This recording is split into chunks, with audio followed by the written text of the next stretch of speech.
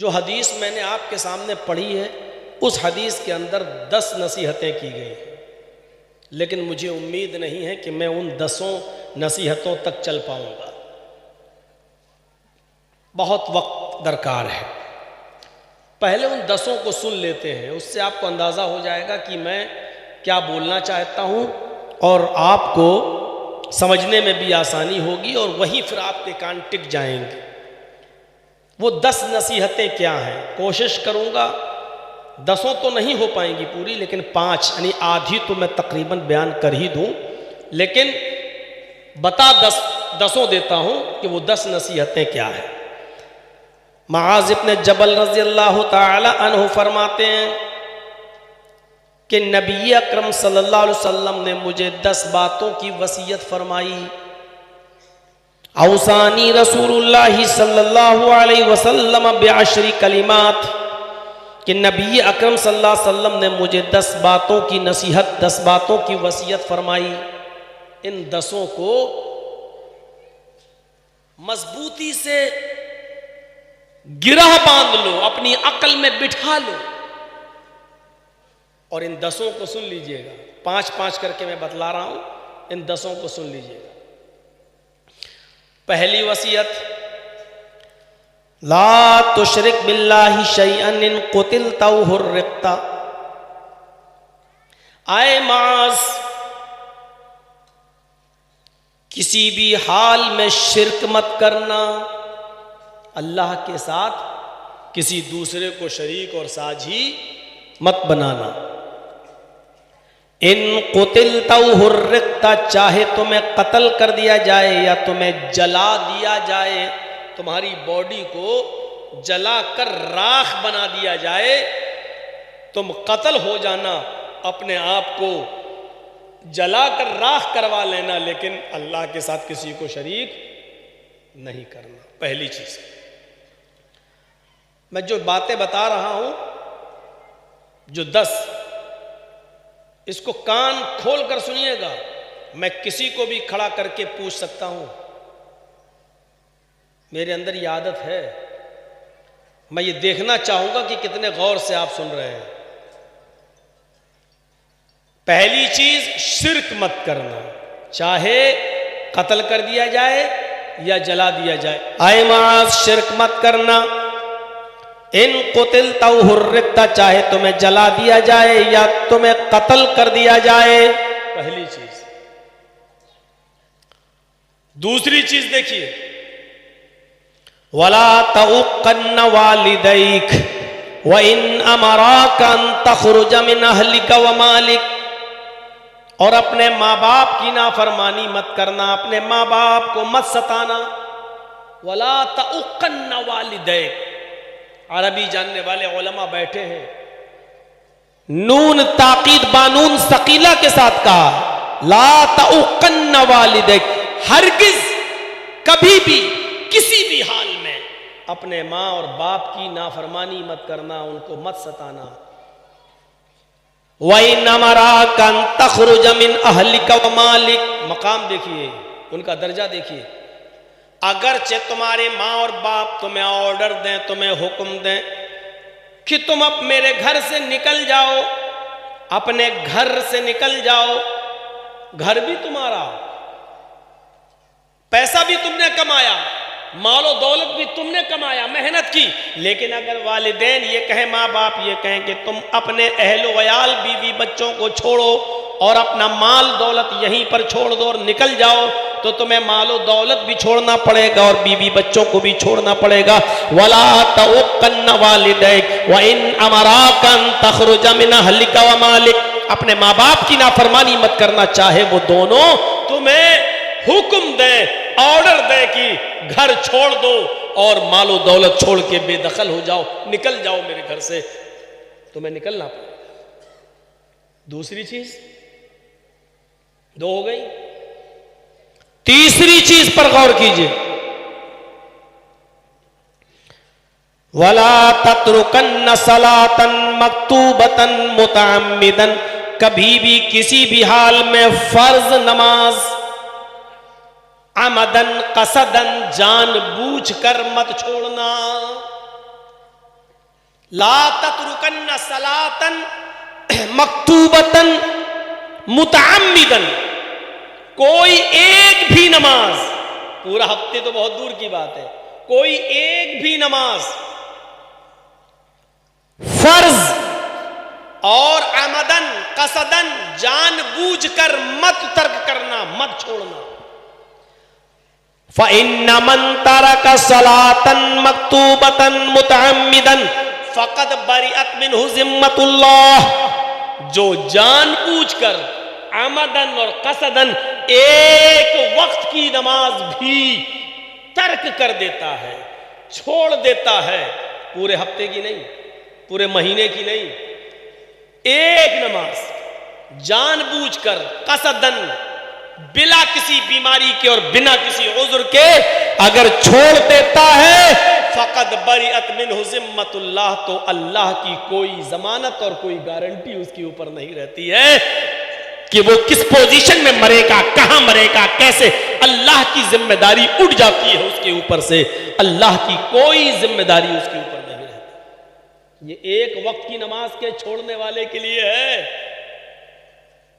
जो पांचों वक्त की छोड़ते हैं उनके लिए नहीं है। उनके लिए क्या है वो तो अल्लाह ही बेहतर जानता है।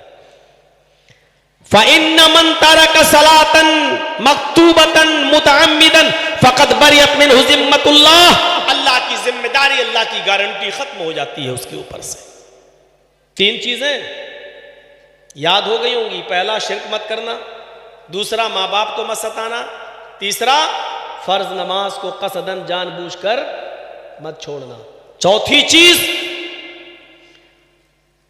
हमारे मुआशरे में चल रही है, वला तशरबन्न खमरन फ़इन्नहु रअसु कुल्लि फ़ाहिशा, कभी भी किसी भी कंडीशन में शराब को हाथ मत लगाना, हरगिज शराब मत पीना। वला तशरबन्न खमरन, कभी भी किसी भी हाल में हरगिज शराब मत पीना। क्यों नहीं पीना? आगे शराब का सबसे बड़ा नुकसान बताया, फ़इन्नहु रअसु कुल्लि फ़ाहिशतिन, इसलिए कि हर गंदे फहश और बुरे काम की जड़ है ये शराब, तमाम बुराइयों की सरदार है, तमाम गुनाहों की जड़ है ये शराब। शराब पीने से एक बुराई थोड़ी है, शराब के नशे में धुत हो जाओगे तो अपनी माँ को माँ नहीं समझोगे, बाप को बाप नहीं समझोगे, बहन को बहन नहीं समझोगे, बेटी को बेटी नहीं समझोगे, माँ ही के सामने माँ को गाली दोगे, बहन के सामने बहन को गाली दोगे, बेटी के सामने गाली दोगे। फ़इन्नहु रअसु कुल्लि फ़ाहिशतिन, हर फहश, हर गंदे, हर बुरे काम की जड़ है ये शराब। चार चीजें, और पांचवी चीज इय्याक वल मासिया, अल्लाह की नाफरमानी और अल्लाह की मासियत का कोई काम मत करना, उससे बचना। हर गुनाह छोटा हो या बड़ा, हर मासियत और नाफरमानी के काम से बचना, अपने आप को बचाना। फ़इन्न बिल मासियति हल्ला सख़तुल्लाह, जिस जगह पर अल्लाह की रसूल की नाफरमानी के काम होते हैं, गुनाहों के काम होते हैं, मासियत के काम होते हैं, गुनाहों के काम होते हैं, हल्ला सख़तुल्लाह, उस जगह पर और उन लोगों पर अल्लाह की नाराजगी हलाल हो जाती है, अल्लाह का गुस्सा हलाल हो जाता है। यानी अल्लाह के लिए अब कोई उज़्र नहीं कि वो तुम्हें बर्बाद न करे, हलाक न करे, उसके लिए उसका गुस्सा हलाल हो जाता है। जहां अल्लाह की नाफरमानी के काम हो, अल्लाह के लिए हलाल हो गया अपना गुस्सा दिखाना, यानी उस कौम को कब तबाह कर दे, कब बर्बाद कर दे, कब मिटा दे। हल्ला सख़तुल्लाह, अल्लाह के लिए उसकी नाराजगी हलाल हो जाती है। ये पांच चीजें, इसी पर मैं बोलने की कोशिश करूंगा। छठी चीज बस बता देता हूं, इय्याक वल फ़रार मिन ज़हफ़, अगर मैदान जंग में लड़ रहे हो, इस्लाम की सदाकत के लिए जिहाद कर रहे हो और दुश्मन गालिब आ जाए तो पीठ फेर कर मत भागना, ये तो हमें मार डालेंगे, अरे अब तो ये गालिब आ गए, अब तो ये हमें मार डालेंगे। इय्याक वल फ़रार मिन ज़हफ़, मैदान जंग से पीठ फेर कर मत भागना।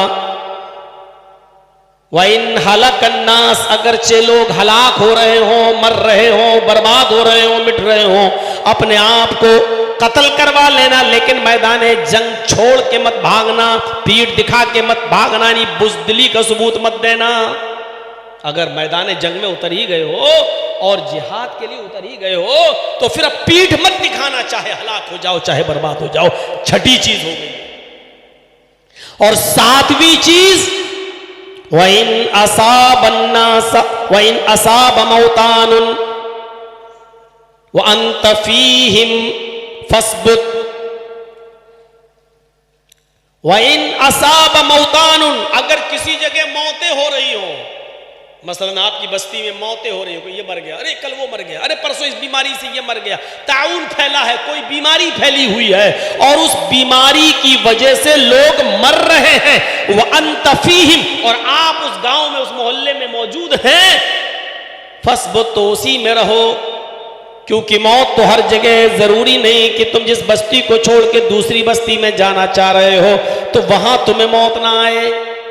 ऐसा हो सकता है तुम यहां से मौतें आ रही हैं, अब आप हो रहे हम भी मर जाएंगे, तो उसमें एक वबा, एक बीमारी फैली है, अभी तो ये बीमारी सिर्फ इस मोहल्ले में, तुम अब उस जान को बचाने के लिए दूसरे गांव में चले गए और तुम्हें लगी हुई उस बीमारी से उस गांव में भी बीमारी फैल गई और उस गांव के भी लोग मरने लगेंगे। अभी इस इलाके के मर रहे हैं, तुम इस बीमारी के साथ साथ दूसरे इलाके में जाकर दूसरे गांव में बीमारी मत फैलाओ, अपने ही गांव में रहो।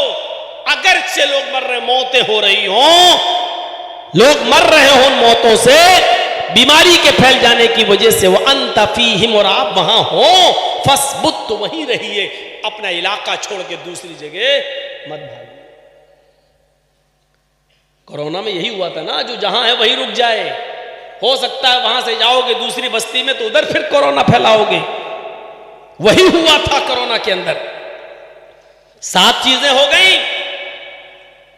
8वीं चीज पर गौर कीजिएगा, वह अनफिकला अयालिक मिन तौलिक, अपने अहलो अयाल पर जरूरत के मुताबिक खर्च करना, जो कमाओ अपने बीवी बच्चों के ऊपर जरूरत के मुताबिक खर्च करो, कंजूसी मत करना। बीवी पर बच्चों पर खर्च करने की जरूरत है तो करो, उसमें बखीली नहीं होनी चाहिए। और शरीयत इस बात की इजाजत देती है, अगर कोई शौहर जरूरत के मुताबिक अपनी बीवी को, अपने बच्चों और अपनी बीवी का पूरा पूरा खर्च नहीं देता, तो बीवी अपने शौहर को बताए बगैर उसकी तिजोरी में से, उसकी पैंट में से, उसकी जेब में से उतना निकाल सकती है जितने में उसके घर का और उसके बच्चों का गुजर बसर चल सके। इस बात की इजाजत शरीयत ने दी है। आप सोच रहे होंगे ये मौलवी तो मरवा देगा हमको। कहीं मौलाना जर्जीस की उर्दू में तकरीर हमारी बंगाली औरतों ने सुन ली तो कल से पॉकेट की चोरी होना शुरू हो जाएगी, जेबें कटना शुरू हो जाएंगी। ये शरीयत है, हम क्या कर सकते हैं। लेकिन उतनी ही निकाल सकती हैं औरतें जितने में उनका और उनकी बीवी का खर्चा चल सके।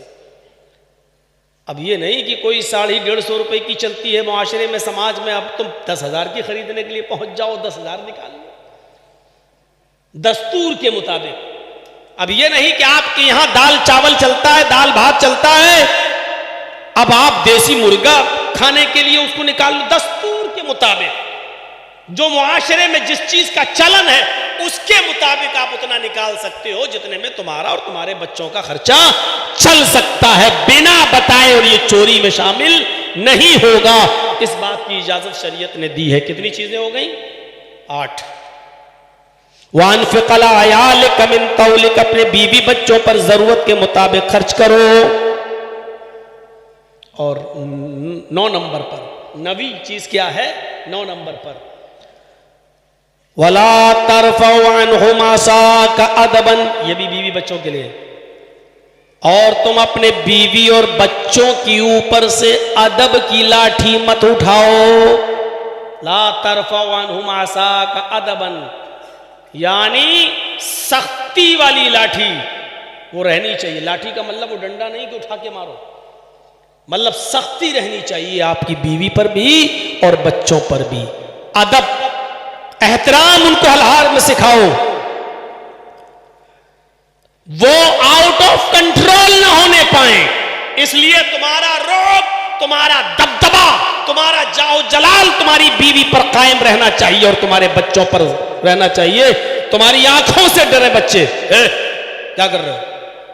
बैठो।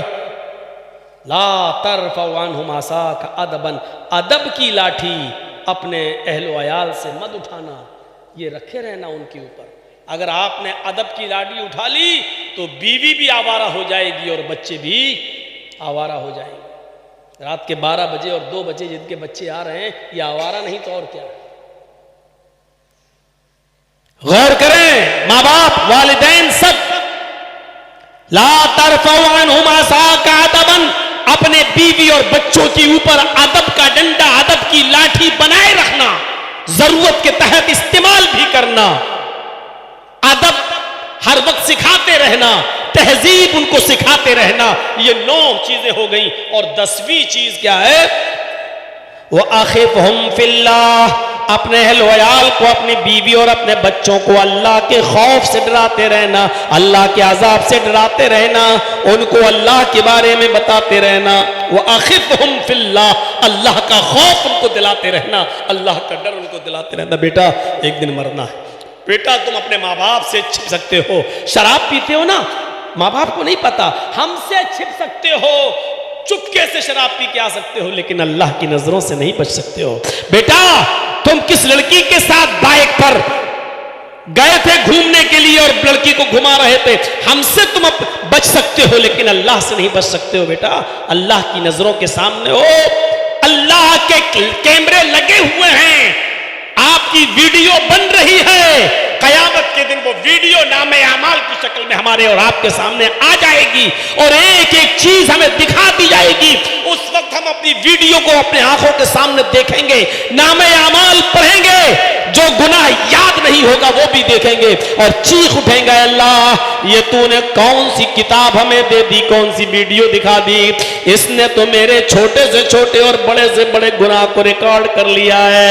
ऐ अल्लाह, जमीन की छाती पर ये छोटा सा गुनाह हमने किया था जो मुझे याद नहीं, लेकिन आज देख रहा हूं मुझे वो किया हुआ गुनाह याद आ गया है। मेरे भाइयों, वो रिकॉर्ड, वो वीडियो जो अल्लाह के फरिश्ते बना रहे हैं और रिकॉर्ड हो रही है, वो हमारी पूरी वीडियो कयामत के दिन पेश कर दी जाएगी और हमें हमारे गुनाह, हमारी नेकियां सब हमारे सामने पेश कर दी जाएंगी। ये 10 चीजें बताई हैं अल्लाह के नबी सल्लल्लाहु अलैहि वसल्लम ने हजरत मुआज को। उनमें से पहली चीज आई क्या है? ला तुशरिक बिल्लाहि शैअन इन कुतिलता व हुर्रिकता, शिर्क मत करना। 2 चीजें होती हैं, एक होता है शिर्क करना और एक होता है हालत मजबूरी में जबान से कलमे कुफ्र अदा करना। 2 अलग अलग चीजें हैं, एक है शिर्क और एक है जबान से कलमे कुफ्र अदा करना, निकालना। शिर्क भी मना है और कलमे कुफ्र निकालना भी मना है, लेकिन मजबूरी में शिर्क हर हाल में मना है, मजबूरी में भी जायज नहीं है। चाहे गर्दन पे कोई तलवार रख दे या कत्ल कर दे या आग में जला दे, लेकिन कलमे कुफ्र अदा करना मजबूरी में जायज है। शर्त यह है कि उस कलमे कुफ्र पर हमारा दिल सेटिस्फाई नहीं हो, हमारा दिल मुतमईन नहीं। समझ गए ना? एक शख्स है ये कहे गर्दन पे तलवार रखे, मुझे सजदा कर, तो ये जायज नहीं है। नहीं, हम कत्ल कर देंगे, ठीक है कर दो, मुझे सजदा कर, नहीं करूंगा, ये जायज नहीं है। चाहे कत्ल कर दिया जाए, चाहे जला दिया जाए, लेकिन अगर कोई तुम्हारे ऊपर त्रिशूल रखकर, कोई बंदूक रखकर लाठी डंडे से मारे और आप अकेले हो और वो मजबूरी में आपको पस्त करके कहे कहो जय श्री राम, कहो, नबी में अपनी जान को बचाने के लिए कलमे कुफ्र अदा करना जायज़ है। शर्त यह है कि जय श्री राम कहने पर हमारा दिल मुतमईन नहीं हो। मजबूरी में कह रहा हूं, लेकिन दिल से नहीं होना चाहिए। यह कहे कि शिर्क सजदा करो मुझे, तो नहीं किया जाएगा, चाहे कत्ल कर दिया जाए। लेकिन अगर वो ये कहे कि अल्लाह का इनकार कर, नहीं तो मैं तेरी गर्दन काट दूंगा, अल्लाह का इनकार कर वरना तेरी गर्दन उड़ा दूंगा, तो अल्लाह का इनकार किया जा सकता है, लेकिन दिल मुतमईन नहीं होना चाहिए। अल्लाह को यह मंजूर है कि बंदा मेरा इनकार कर दे, लेकिन यह मंजूर नहीं है कि मेरा हक मारकर किसी और को देकर सजदा करे। समझ रहे हैं? हजरत अब्दुल्ला इब्ने हुज़ाफा को अल्लाह के हजरत उमर फारूक रज़ी अल्लाह तआला अन्हु ने दूसरे मुल्क में, दूसरी कंट्री में जिहाद के लिए भेजा। अब सुनिए, दूसरी कंट्री में, दूसरे मुल्क में जिहाद के लिए भेजा हजरत अब्दुल्ला इब्ने हुज़ाफा रज़ी अल्लाह तआला अन्हु को। हजरत अब्दुल्ला इब्ने हुज़ाफा दूसरी कंट्री में गए जो ईसाइयों की बस्ती थी, क्रिश्चियन लोगों की बस्ती थी। जंग शुरू हो गई उन ईसाइयों से। अब्दुल्ला इब्ने हुज़ाफा उनके साथी जंग में पीछे रह गए और ईसाई हावी हो गए, ये मगलूब हो गए, वो गालिब हो गए। समझ रहे हैं? मगलूब मतलब ये कम पड़ गए और ईसाई ज्यादा पड़ गए। ईसाइयों का पलड़ा भारी हो गया और अब्दुल्ला इब्ने हुज़ाफा और इनके साथ जितने मुसलमान गए थे, इनका पलड़ा झुक गया, ये कमजोर पड़ गए। यहां तक कि ईसाई फौजों ने, ईसाइयों ने इन तमाम साथियों को, अब्दुल्ला इब्ने हुज़ाफा को और उनके तमाम साथियों को अरेस्ट कर लिया, गिरफ्तार कर लिया। सुनिएगा, बिल्कुल नया वाकया सुना रहा हूं आपके सामने, इस वाकये को सुनेंगे। अभी देखिए, दो चीजें आई। जब ये अरेस्ट कर लिए गए अब्दुल्ला इब्ने हुज़ाफा और उनके साथी, तो बादशाह को खबर की गई कि हमने इन मुसलमानों को गिरफ्तार कर लिया है। हजरत उमर ने अब्दुल्ला इब्ने हुज़ाफा को और मुसलमानों को जो भेजा था, ये अरेस्ट कर लिए गए। अब्दुल्ला इब्ने हुज़ाफा और उनके साथियों को बादशाह के सामने पेश किया गया। बादशाह ने कहा कि तुम सब मुसलमान हो? कहा मैं तुम्हें एक शर्त पर छोड़ दूंगा। तुम्हें गिरफ्तार कर लिया है, एक शर्त पर मैं तुम्हें छोड़ दूंगा। अब्दुल्ला इब्ने हुज़ाफा ने कहा क्या शर्त है? कहा कि तुम मुझे सजदा कर लो। उस ईसाई बादशाह ने क्या कहा कि तुम मुझे सजदा कर लो। अब्दुल्ला इब्ने हुज़ाफा फरमाते हैं कि किसी भी कीमत पर मैं तुम्हें और मेरे साथी तुम्हें सजदा नहीं कर सकते। उस ईसाई बादशाह ने, क्रिश्चियन बादशाह ने कहा तो दूसरी शर्त यह है कि अगर तुम सजदा नहीं कर सकते हो तो इस्लाम को छोड़ दो। ठीक है, इस्लाम को छोड़ दो, जो तुम नबी मोहम्मद का दीन मानते हो, इस दीन को तर्क कर दो, इस दीन को छोड़ दो। अब्दुल्ला इब्ने हुज़ाफा ने फरमाया कि मैं इस्लाम भी नहीं छोड़ सकता, मैं इस्लाम भी नहीं छोड़ सकता। उसने कहा अब्दुल्ला इब्ने हुज़ाफा, जो सजा मैं दूंगा उसके बारे में तुमने कभी सोचा नहीं होगा, सख्त सजा दूंगा मैं तुम्हें। अब्दुल्ला इब्ने हुज़ाफा फरमाते हैं शौक से सजा दे सकते हो। आए ईसाई बादशाह, तुम मुझे नहीं जानते हो, मेरी कोई नमाज ऐसी नहीं है जिस नमाज को पढ़ने के बाद मैंने शहादत की दुआ ना मांगी हो।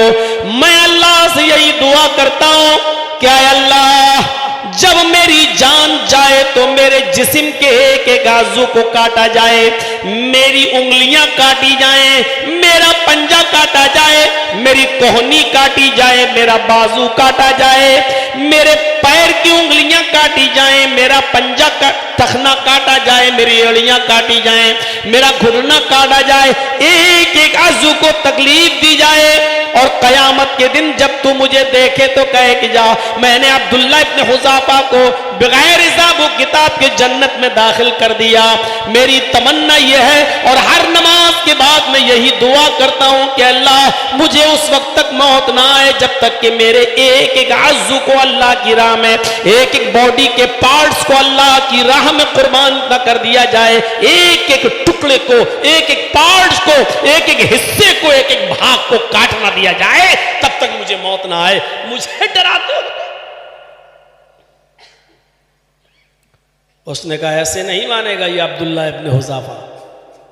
एक बहुत बड़ा बर्तन जिसको हमारे यहाँ कढ़ाव बोला जाता है, शादियों के मौके पर जिसमें गोश्त तैयार किया जाता है, उसको पूरा का पूरा ऑयल से, तेल से भर दिया और तेल खौलने लगा।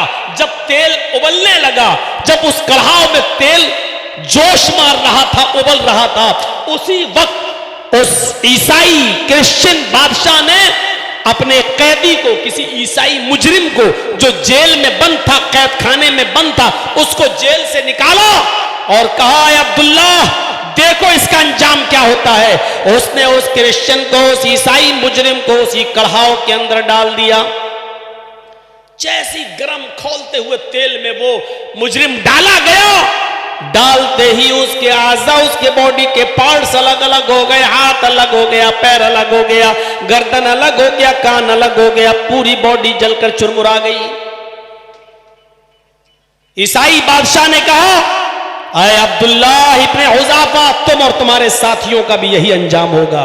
अब्दुल्ला इब्न हुज़ाफा फरमाते हैं आय ईसाई बादशाह, अगर मेरा यही अंजाम होना है तो यही तो मैं चाहता था। मैं समझ लूंगा कि मेरी दुआ की कबूलियत का वक्त आ गया है। मैं जो दुआएं नमाज के बाद मांगा करता था, आज मेरी नमाज का वक्त, आज मेरी दुआ की कबूलियत का वक्त आ गया है। अगर तू ऐसा करता है तो आज मेरी दुआ की कबूलियत की घड़ी है, मेरी दुआ की कबूलियत का समय आ गया। उसने कहा मुझे भी पाला कैसे लोगों से पड़ा है, ये सख्त अजाब देखकर भी नहीं मुरझा रहे हैं, बल्कि ये और कह रहे हैं कि ऐसा अगर हुआ तो मेरी कबूलियत का वक्त आ गया, मेरी दुआ कबूल हो रही है। उसने कहा अच्छा ठीक है, मैं तुम्हें भी छोड़ दूंगा और तुम्हारे साथियों को भी छोड़ दूंगा, लेकिन एक शर्त है। कहा कि वो शर्त है तो हमने रिजेक्ट कर दी। कहा एक और शर्त है, अगर ये मान ली इससे नीचे हम कुछ नहीं कहेंगे, आखिरी शर्त, छोड़ दूंगा तुम्हें भी और तुम्हारे साथियों को भी। कहा क्या शर्त है बोलो। कहा एक शर्त है और आखिरी शर्त यह है कि आए अब्दुल्ला इब्न हुज़ाफा, तुम अपनी जगह से उठो और मेरी पेशानी का बोसा लो, मेरी पेशानी को चूमो और तुम्हारे जितने साथी हैं आए और मेरी पेशानी को चूमते जाएं। जो मेरी पेशानी को चूमता चला जाएगा मैं उसको छोड़ता चला जाऊंगा।